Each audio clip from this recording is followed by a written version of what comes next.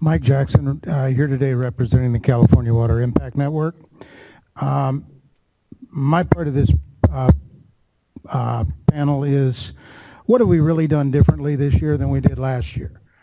The last thing, the last thing I said when I left last year, angry, was that oops was not a program, and that it ought to be better this year.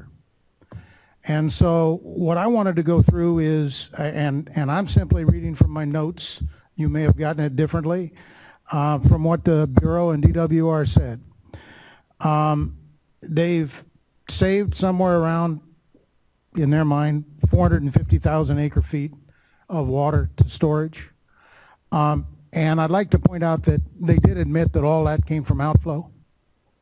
And so what we've done, knowing the state of the estuary and knowing the importance of flow, I'd like to bring you back to the 2010 drought flow hearing that you were doing because the Delta Reform Act required it. And while you didn't balance, and that's written all over the report, you did acknowledge that the public trust in the Delta was dependent upon outflow. And so what we've done in the last year is steal from the Delta to park it upstream for later release at the most important times for the Delta estuary. So we've moved, what they did is to take this water is to move the standard for the critically dry year upstream, as Bill showed you in the first chart.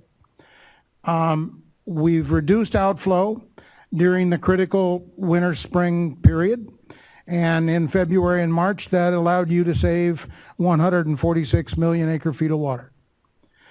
I'll get back to that number pretty quickly. In April and May they didn't have the numbers, but it would be my argument that that's what allows you to transfer 240,000 acre feet of water this year. So in other words, you took it from the environment to give it to people on the other side of the Delta, and there's no other way to cut it. The salinity moved even worse than it did last year. It was 1 month earlier that you had the salinity problem. So you opened the cross-channel gates a week earlier. All of these things are negative to the Delta estuary. They're asking you now to move the water quality standard at Edmonton to 3 Mile Slough between July 1 and August 15th. And that's a difference from D1641 in a critically dry year. Nobody ever assumed we were going to do anything like that under the laws. We're going to build a barrier at False River so that we have the ability to keep this water longer up at Shasta so that we can sell it later downstream. The barrier at False River does a wonderful job of limiting the Delta smelt to a chute heading for the pumps, because now X2 in that area is actually the barrier. And in other words, on one side of the barrier, you're going to have increased salinity. On the other side of the barrier, you're going to have an Arkansas lake, to use Mr. Jennings' colorful term, fresh water. There's nothing there for the Delta smelt unless you can buy them hiking boots and respirators, and they can live on the barrier. So what you've done is created a mockery out of the idea of the most X2, the SMZ.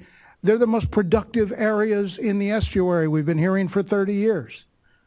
And you are now creating, in order to help transfer water, you are creating a situation that's never existed at a time in which all of the data shows we're 37% below what we were in the worst year on record.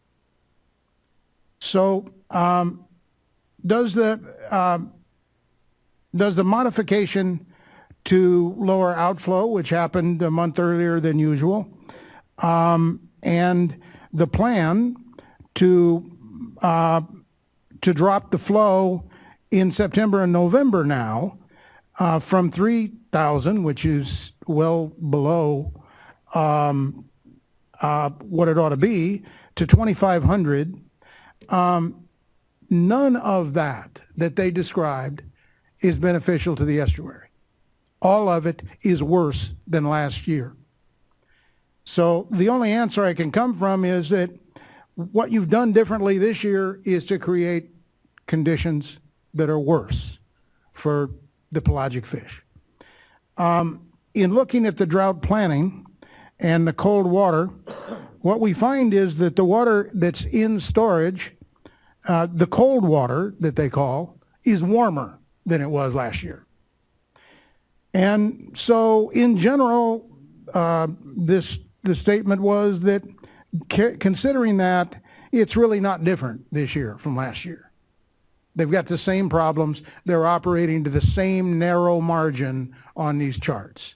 So oops, given last year and the elimination of 95% and of the winter run and 97% of the spring run and maybe 99% of the fall run, oops is likely to be the same as last year.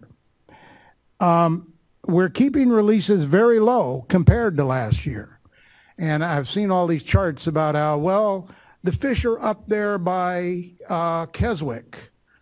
So we gotta save the cold water for this really restricted area. Well, the fish are up there because they can't live anywhere else. I mean, they follow the cold water. And if you don't release cold water downstream, they go to where it is. And so as you narrow their ability to live and delay the time period, you're going to get the fall run tearing up. I mean, the whole situation on the as it is on the Feather River, where the spring run come in, they do their reds, the fall run come in right on top of them in their restricted low flow section and tear up their reds. And that's what's going to happen in this restricted way of operating. So what can you do about it? Well, we're in the fourth year of a drought, so your options are much less. But I would point out that DWR delivered 50% of the water to its contractors this year. And I would suggest that if there's 270,000 acre feet to sell this year from the Sacramento drainage or whatever their percentage is of that, then the settlement contractor's got too much water. And you should reduce their allocation. Because the transfers in this time period are going to be very damaging to what's in the estuary, because it's going to carry it along the edge of the False River barrier down into the pumps, and all of the remaining productive habitat is going to go with the transfer water. Thank you. That's really all I have. Thank you. Ms. Vlamas. No. My name is Barbara Vlamas.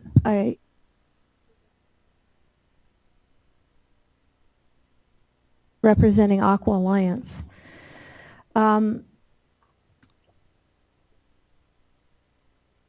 As thinking of what I wanted to tell you today, I always have to go back to 1994 and wonder if we've learned anything since the drought water bank in 1994, when residents in Butte County were harmed by the expansion of the drought water bank water transfers. And what I have experienced is, no, we haven't learned anything. We've created lots of action plans and reams of paper, drained aquifers, killed more fish, and tipped the delta further towards collapse. But we keep using the same tool for all the destruction. We're transferring water, health, and wealth to anyone hell-bent on growing personal wealth. Having destroyed in this state the hydrology of the Owens Valley and the San Joaquin, the state and federal agencies have now firmly planted massive straws in the Sacramento Valley. And why do I care and why should you care? Is because you're overseeing the destruction of California. For as goes the Sacramento Valley and its watershed, so goes the entire state.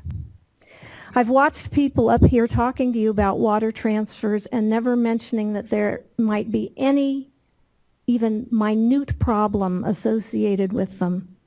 And I want to tell you there are serious problems from these transfers that is not disclosed either in documents or to any of you. The urgencies from the transfers come from the state's failure to plan and set limits. We know that. This will not change as long as the board allows out-of-control demand to dictate the allocation of our precious water resources. Water transfers are discussed as if there are no impacts, and I'm sure San Luis Delta Mendota Water Authority and the Bureau would like you to think so. First of all, they've occurred in 12 of the last 14 years. You've been told, and the public, if they even get wind of any of this, thinks they're like one-year transfers or they're temporary transfers. 12 out of 14 years is not 1 year or temporary. The agency was forced to a more honest analysis for an EIS-EIR or for a 10-year program, which you heard referenced in regards to the giant garter snake. The results are hopelessly deficient. Hopelessly, leaving the groundwater farms, communities, and fish of the Sacramento Valley as guinea pigs in the water marketing game. And I'm going to give you a few, because we don't have time to go into it all, but a few examples of these extreme deficiencies. The major mitigation measure to address impacts to groundwater in this 10-year plan that could move up to 600,000 acre-feet a year for 10 years, enough for a community of 100,000 people to use in 200 years. That mitigation is planned, will defer all mitigation until after the project has begun. Those of you that are attorneys know that you are supposed to have your mitigation in advance of your impacts. That is not happening here. My guess is that you have not been informed of this failure by the lead agencies. They want to start the program as soon as possible, despite the fact that their water transfer program will injure other lawful users of water and will cause unreasonable effects upon fish, wildlife, and other in-stream beneficial uses. The umbrella mitigation measure for groundwater fails to include clear performance standards, criteria, thresholds of significance, evaluation of feasibility, analysis of likelihood of success, and even permit significant impacts to occur. The program relies on local groundwater management plans as part of their mitigation, but even when these plans exist, and some don't in certain areas where the transfers occur, they are inconsistent across geographic boundaries, and the program failed to provide any discussion of how they would ensure all impacts to groundwater resources could be avoided. They have not scrutinized this at all, and I am sure that you have not been informed of how they're relying on local measures that are a hodgepodge of effectiveness and of even existence. The modeling that was used for this 10-year water transfer program, the model itself was ripped to pieces by an outstanding academic, Chiron Mish. The period that they used for this model ended in 2003. We have no knowledge past 2003. in the model that was used to look at moving this amount of water in a 10-year period. And I could tell you many more things, but I know we're going long here. But I want to close with the programmatic biological opinion for giant garter snake does not cover all of the impacts from fallowing to giant garter snake and transfers, because it does not cover state water project contractors' transfers in Butte County in particular, where a large amount could occur. It could increase the amount of impacted acreage by 50%, but they are not covered in that biological opinion. They would say because there's no nexus. Well, when you commingle projects, I don't know how there isn't a nexus, a federal nexus, to pull in and try to get at least analysis for that additional acreage for those species. Thank you.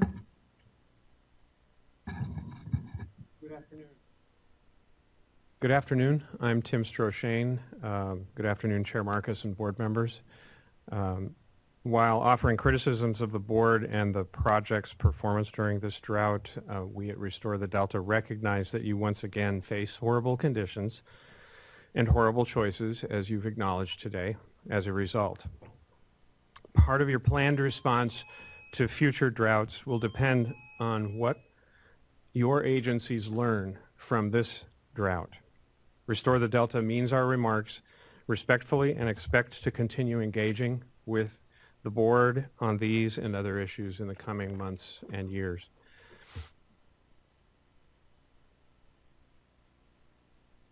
RTD's two protest petitions argue that the TUCP order did not best serve the public interest.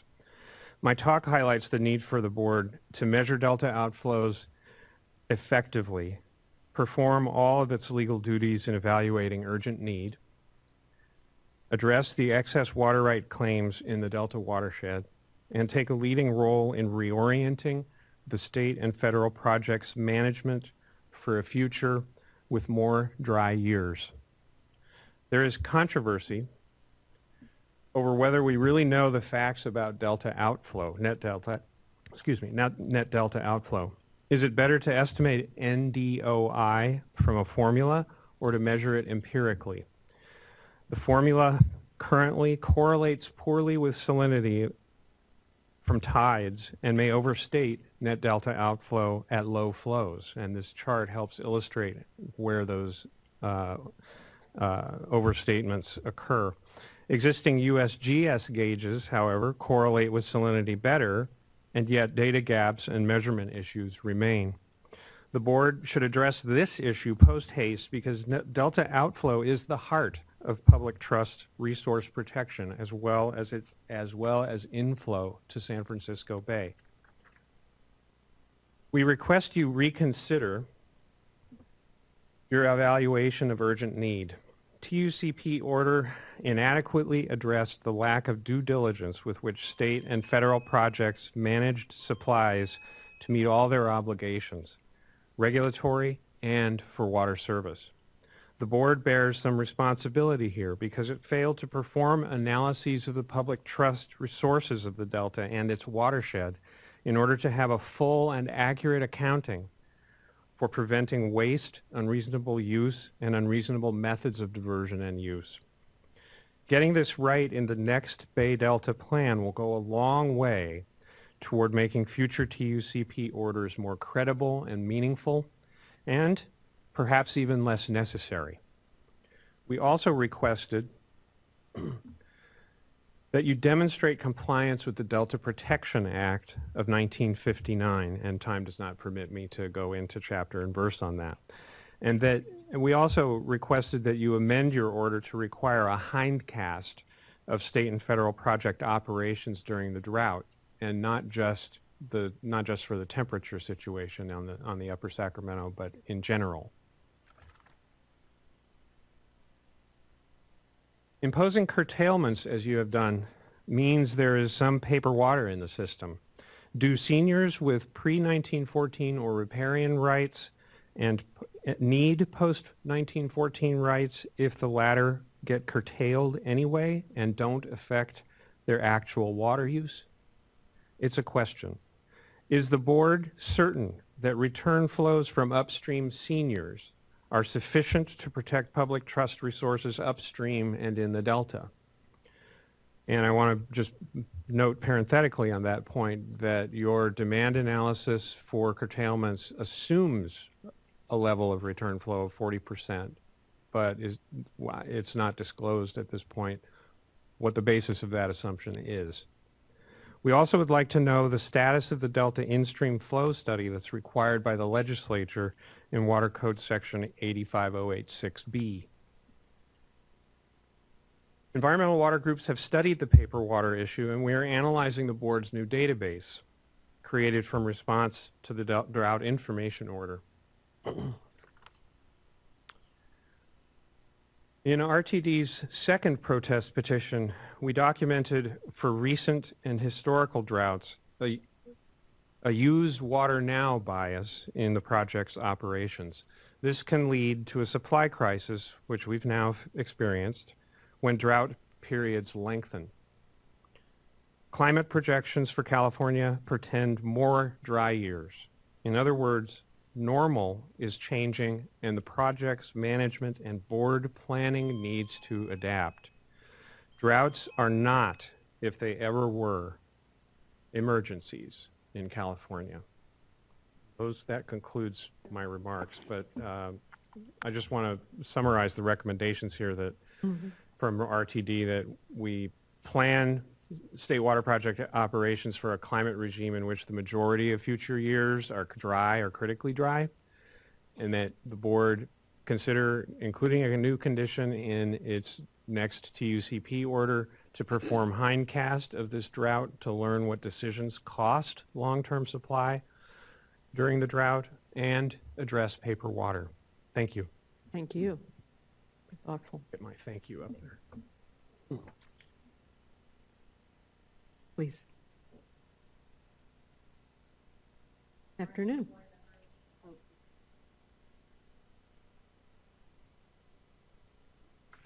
Barbara Berrigan Perea with Restore the Delta. I'm going to touch briefly on how the TUCP, the False River Barrier, and the Drought Contingency Plan actually play out in on-the-ground impacts in the Delta. I just want to remind the board that it is a 58-county drought.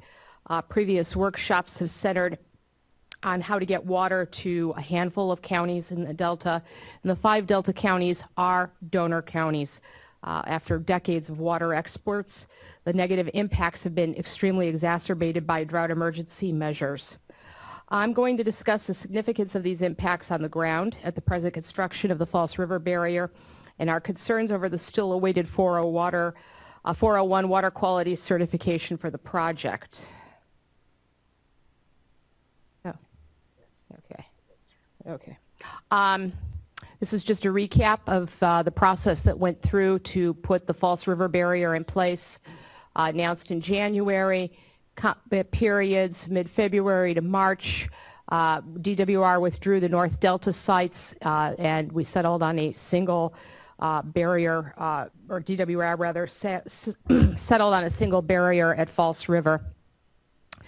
The purpose with the barriers, as stated before, is to really help improve water quality of the State Water Project and the Central Valley Project to combat salinity intrusion. We recognize that there are some additional benefits for some portions of the Delta. However, as stated in our comment letters, we oppose the barriers on general principle that we always end up tinkering in the Delta, protecting one part of the region at the expense of the others, and not managing the system as a whole, in particular for the health of the estuary. Starting from the headwaters, as Tim has talked about, the entire watershed, we believe, should be managed from the first dry year in a drought cycle as if a long-term drought is beginning. This kind of recaps again our stance on the barriers. What we're concerned about are these impacts from the TUCP and the barriers on Delta smelt and other vulnerable native fish species, potential impacts on vulnerable terrestrial species like the giant garter snake. I think it's Garter Snake Day here at the State Water Board. As stated, specifically, the False River Barrier has a negative impact on delta smelt, water quality, and terrestrial species. It also sets a bad precedent for future management of the delta in extended droughts. With the new normal of drought conditions in California, we have an exacerbated normal of circumventing laws and standards in managing the delta. This slide is a map from DWR's negative declaration report of January 2015. If you look at the map, they basically mark out a 2.5-mile range between habitat for the garter snake and the construction of the barrier project. Yet U.S. Fish and Wildlife reports for garter snake restoration dated from 2006 point out that the snake can have a range of up to 9.6 miles from its habitat areas. DWR declared that based on locations and circumstances of documented occurrence, giant garter snake in the delta, made during 2014 field surveys, this species would be highly unlikely to occur at any proposed barrier site.